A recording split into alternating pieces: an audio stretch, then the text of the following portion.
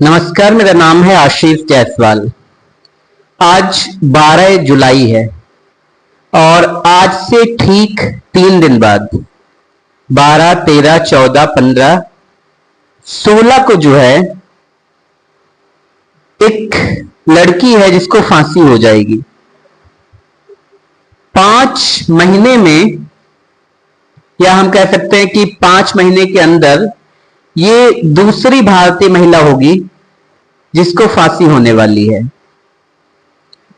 16 तारीख को, जैसा कि अगर कभी सुना है या देखा है, तो ये मान के चलो कि फांसी के तख्ते पर ले जाया जाएगा, लटका दिया जाएगा और तब तक लटकी रहेगी जब तक उसके जान नहीं निकल जाती है।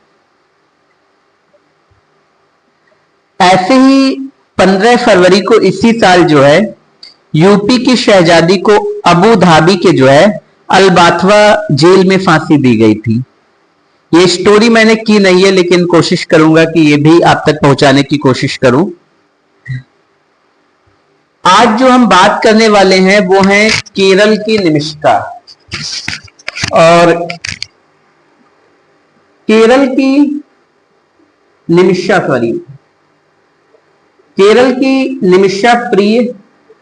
निमिषा प्रिया जो हैं वो दूसरी महिला बन जाएंगी जिन्हें फांसी के तख्ते पर चढ़ाया जाएगा। यमन के प्रेसिडेंट ने जो है उन्होंने माफी देने से इनकार कर दिया है, क्योंकि जैसा आप लोग जानते हो या किसी भी देश में जो है राष्ट्रपति चाहे तो फांसी रुकवा सकता है, लेकिन यमन के प्रेसिडेंट ने जो है मना कर दिया है। यमन की सन सेंट्रल जेल में जो है केरल की निमिषा प्रिया को जो है फांसी दी जाएगी। इसके अलावा निमिषा की जो मां है वो इस वक्त यमन में ही है, अपनी बेटी की जान बचाने की कोशिश कर रही हैं। वो जो है वहां के जो सामाजिक संगठन हैं उनसे बात कर रही हैं, जो हम कह सकते ताकतवर लोग हैं उनसे मिलने की कोशिश कर रही हैं कि कैसे ना कैसे करके जो है उनकी बेटी की जान बच जाए। इसके अलावा जो है सोशल एक्टिविस्ट एक हैं मिस्टर सैमुअल, वो कहते हैं कई महीनों से लगातार कोशिश कर रहे हैं कि निमिषा को फांसी ना हो। यमन की राजधानी है सना और सना में अगर देखें तो निमिषा प्रिया पर जो है यमन के एक नागरिक तलक आब्दो मेहदी के कत्ल का इल्जाम है। और 15 फरवरी को जो शहजादी को फांसी हुई थी अबू धाबी में, उन पर भी ऐसे ही एक बच्चे की हत्या का आरोप था। ये जो यमन है ये कुछ ऐसे देश है जहां पे शरिया कानून चलता है और उसके मुताबिक जो है फांसी के बदले फांसी ही दी जाती, मतलब हत्या के बदले जो है फांसी ही दी जाती है। 2017 की बात है, तलक आब्दो मेहदी का कत्ल हुआ और उनकी लाश जो है वो टुकड़ों में उन्हीं के घर की पानी की टंकी में पाई गई। निमिषा गिरफ्तार हुई और उनके साथ उनकी ही एक दोस्त जो कि यमन की सिटीजन है उसको भी गिरफ्तार किया गया, लेकिन वो यमन की सिटीजन है, नागरिक है वहां की, इसलिए उसको जो है 3 साल की सजा दी गई है। निमिषा को गिरफ्तार किया जाता है, ट्रायल कोर्ट ले जाया जाता है, वहां पर जो है निमिषा पर मुकदमा चलता है। उसके बाद जो है मौत की सजा सुनाई जाती है। जब ये बात जो है निमिषा के परिवार तक पहुंचती है, उसके बाद वो लोग जो है वहीं की जो हम कह सकते हैं सुप्रीम कोर्ट है उसमें अपील करते हैं सुप्रीम कोर्ट जो है वो लोअर कोर्ट का फैसला जो है बरकरार रखती है। इसके बाद जो है आखिरी उम्मीद जो रह जाती है कि प्रेसिडेंट माफ कर देगा, तो प्रेसिडेंट से मुलाकात होती है। प्रेसिडेंट जब पूरे केस को सुनते हैं और उसके बाद जो है 2024 में वो भी माफी देने से मना कर देते हैं। फिर ये है कि शरिया कानून के मुताबिक अगर फैमिली चाहे, उनके परिवार वाले चाहें, तो वो लोग जो हैं माफी दे सकते हैं। इस पर भी बात की गई। उनके भाई हैं जो शख्स मरा है, जिनका नाम है आब्दो मेहंदी, तलक आब्दो मेहंदी। तलक आब्दो मेहंदी के जो भाई हैं उनसे मिलने की कोशिश की गई कि वो माफी दे दें। उन्होंने बहुत ज्यादा दिलचस्पी नहीं दिखाई। 2020 में जब पहली बार खबर सामने आई तो फिर केरल में जो है एक कानून, केरल में जो है एक संगठन बनाया गया, एक काउंसिल बनाई गई, सेव निमिषा एक्शन काउंसिल, ये बनाई गई। इसके अकॉर्डिंग बहुत सारा फंड इकट्ठा किया गया कि ब्लड मनी देकर जो है निमिषा को बचाया जा सकता है। ब्लड मनी का मतलब होता है कि अगर फैमिली मान जाती है तो फैमिली को पैसा दे दिया जाएगा और निमिषा की जान बच जाएगी, निमिषा भारत आ जाएगी। $1 मिलियन जो है कलेक्ट किए गए और कहते हैं कि यह भी कहा गया कि $1 मिलियन जो है फैमिली को दे दिया जाएगा अगर फैमिली मान जाती है कि वो निमिषा को माफ कर देगी। लेकिन फैमिली की तरफ से जो है कोई प्रतिक्रिया नहीं आ रही थी। जब तक फैमिली माफीनामा नहीं देगी तब तक ये जो ब्लैक मनी है इसका, सॉरी ब्लड मनी जो होती है, इसका कोई मतलब नहीं होता है। अगर निमिषा की फैमिली, सॉरी अगर हम कह सकते हैं कि आब्दो मेहंदी जो है, तलक आब्दो मेहंदी, अगर उनकी फैमिली मान जाती तो उनको जो है ब्लड मनी देकर उनकी निमिषा की जान बचाई जा सकती थी। लेकिन फैमिली वालों का भी मूड जो है माफी देने का बिल्कुल भी नहीं है। इसके बाद उनको कई सारे ऑफर दिए गए। यमन में जो है गृह युद्ध चल रहा है बहुत ज्यादा। वहां पे हूथी एक संगठन है, उसका शासन है इस वक्त। और इसके अलावा जो वहां की सरकार है उसको एक कोने में सिमट कर रख दिया गया है। उन लोगों का तो इस वक्त जो है कोई कानून नहीं चलता है। जो कुछ हूथी करते हैं वहां पर पूरा का पूरा कंट्रोल उन्हीं का है। तो वहां की जिंदगी जो है बहुत पेचीदा है इस वक्त। तो जो आब्दो मेहंदी हैं, इनके भाई को एक ऑफर दिया गया कि अगर ये यूएई सऊदी अरब में सेटल होना चाहते हैं तो पूरा पैसा दिया जाएगा और उनके रहने की, वहां पर उनकी नौकरी की व्यवस्था की जाएगी। इसके अलावा अगर ये कहा गया अगर उनकी फैमिली में किसी भी मेंबर को कोई गंभीर बीमारी है तो उनके लिए जो है, उनके ट्रीटमेंट के लिए दुनिया के किसी भी हॉस्पिटल से, किसी भी मेडिकल हॉस्पिटल से जो है इलाज कराया जाएगा, चाहे जितना भी खर्चा आए। $1 मिलियन दिया जा रहा है, इतना खर्चा आएगा भी नहीं। तो हम कह सकते हैं कि इसके लिए भी वो राजी नहीं हुए। भारत सरकार इसलिए कुछ नहीं कर सकती क्योंकि यमन सरकार का कंट्रोल जो है यमन पर इस वक्त नहीं है। जैसा कि हमने बताया कि वहां पर जो है हूथियों का शासन है और या तो किसी जो हूथी संगठन का कोई ताकतवर लोग हैं जो उनसे मिले, खैर मिलने की कोशिश की गई लेकिन इतना पॉसिबल नहीं हो पाया। उनसे मिले, अगर वो हम कह सकते आब्दो की फैमिली से मिलते हैं तो कुछ जो है समाधान निकल सकता है।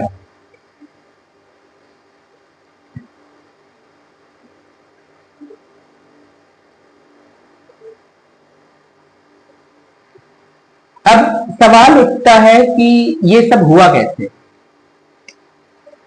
2008 में ये निमिषा जो हैं, निमिषा प्रिया, ये 2008 में केरल से यमन जाती हैं और इन्होंने नर्सिंग का कोर्स कर रखा था, तो वहीं पर जो है ये जॉब करना शुरू कर देती है एक हॉस्पिटल में। और फिर 2011 में ये केरल वापस आती हैं। केरल वापस आने के बाद जो है थॉमस नाम के व्यक्ति से जो है इनकी शादी हो जाती है। शादी के बाद जो है हस्बैंड वाइफ दोनों लोग जो है यमन चले जाते हैं और यमन में रहते हुए इनकी एक बेटी होती है। फिर जो है 2014 में सिविल वॉर शुरू हो जाता है। जब वहां पे सिविल वॉर शुरू हो गया तो रहने खाने की भी दिक्कत होने लगी धीरे धीरे, और इतना हम कह सकते हैं कि जो कंडीशन थी वहां की इकोनॉमिक वो भी धीरे धीरे खराब होने लगी। तो हस्बैंड और जो उनकी बेटी थी वो 2014 में जो है 2014 सिविल वॉर के बाद जो है इंडिया वापस आ जाते हैं। लेकिन निमिषा जो है उसका कुछ हॉस्पिटल से पैसा वैसा जो कुछ भी लेना देना था, जिसकी वजह से वो वापस नहीं आती है, वो वहीं रहती है। और इसी दौरान जो है पूरी दुनिया के साथ साथ भारत सरकार भी जो है, वहां गृह युद्ध चल रहा था, हालात ठीक नहीं थे,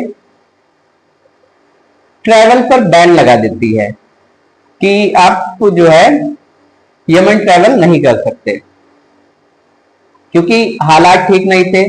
सिविल वॉर जैसी सिचुएशन हो चुकी थी और सिविल वॉर वहां पे हो भी रहा था, सुरक्षा की कोई गारंटी नहीं थी, एक सरकार का नहीं संगठन का शासन था। सो अब निमिषा जो है वो वहीं पर फंस जाती है।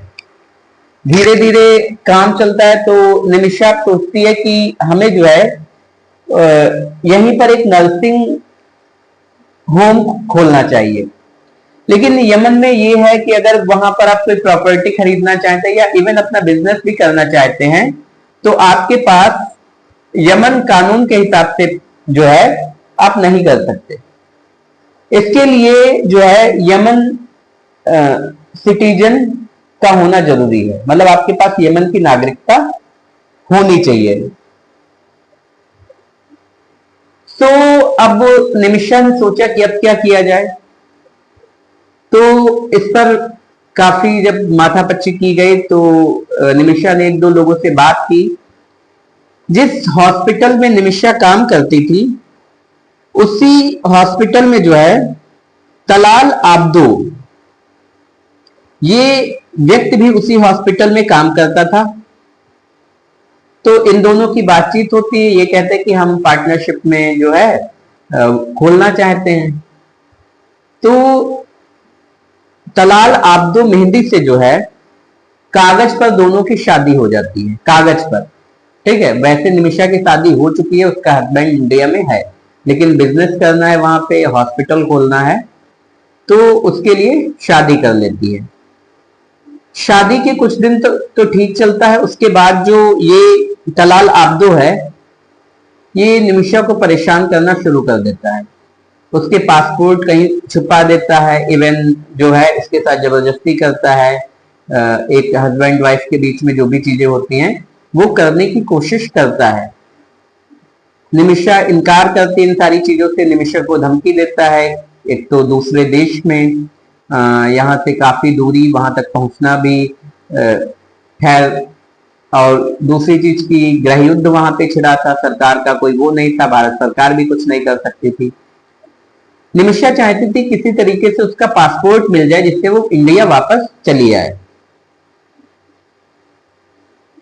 अब मजबूरी ये थी कि निमिषा पासपोर्ट ले कैसे। एक दिन पता चलता है कि जो तलाल आब्दो मेहंदी है वो बीमार है। निमिषा जो है उसको इलाज करने के बहाने उसके घर पर जाती है और इसकी एक दोस्त भी होती है। निमिषा को लगा कि ये अच्छा मौका है और इसको बेहोश करके अपना पासपोर्ट और वीजा और बाकी जो चीजें हैं डॉक्यूमेंट्स वो ले लिए। कहते हैं कि निमिषा हॉस्पिटल से एक बेहोशी का इंजेक्शन ले जाती है, एनेस्थीसिया का इंजेक्शन ले जाती है कि उतना ही देगी कि ये बेहोश हो जाए। वो उसको इंजेक्शन लगाती है, उसके बाद जो है पासपोर्ट वगैरह ढूंढने की कोशिश करती है।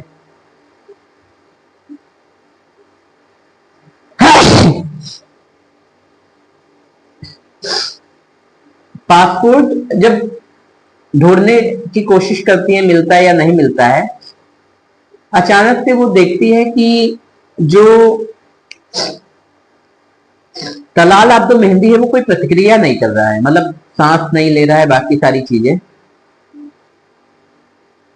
जब वो चेक करती है पता चलता है कि वो जो एनेस्थीसिया, जो बेहोशी का इंजेक्शन दिया गया वो ज्यादा हो गया और उसकी मौत हो गई। अब ये और इसकी दोस्त करे क्या? ये जो हैं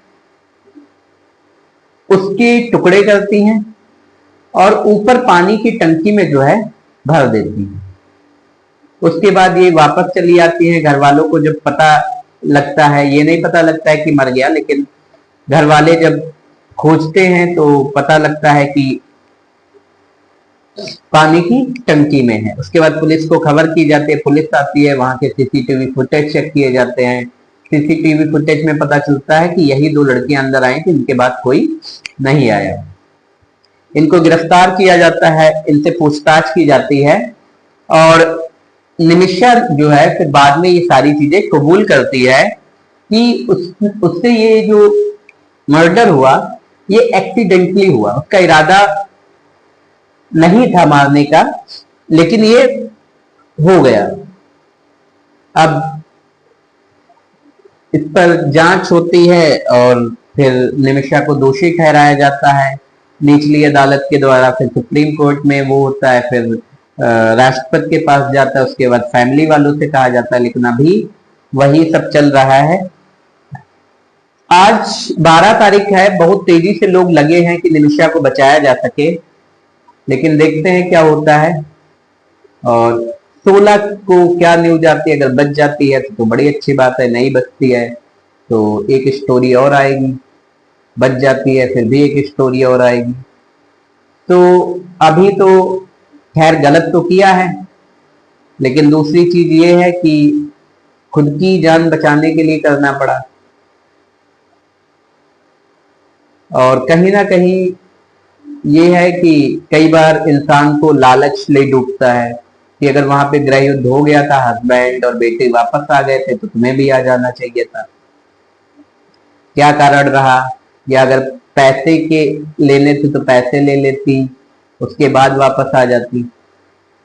लेकिन जो भी चीजें रही हो, खैर क्या करना, लेकिन भारत सरकार भी पूरा जोर लगा रही है, बाकी जो सामाजिक संगठन है वो भी जोर लगा रहे हैं। क्या होगा वो 16 को बात करते हैं इस पर।